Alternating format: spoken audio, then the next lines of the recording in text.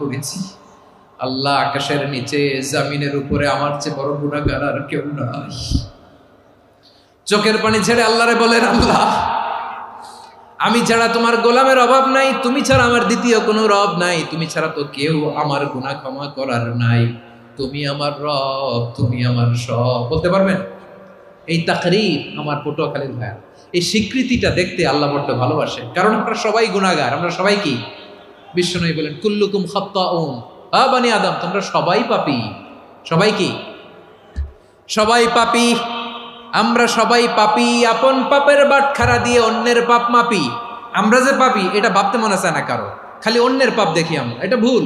ওর এই পাপ, ও পাপী, ও জালেম, ও জাহান্নামী, এরকম একটা টেন্ডেন্সি। আমার যে কি হালাত এটার খেয়াল নাই। খেয়াল করতে হবে যে আমি সবচেয়ে বড় পাপী, ঠিক কিনা বলেন?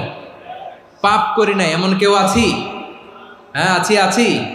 কেউ না জানলেও জানে কে আমার পাপের ঘটনা?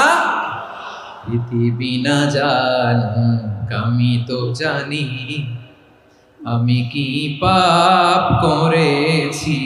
হায় ও আমার কলিজার টুকরা ভাইয়েরা, মাথাটাকে নিচু করে জীবনের সব গুনার ফিরিস্তিগুলো একটা একটা করে স্বীকার করে আল্লাহরে বলেন, আল্লাহ, আমি পাপী।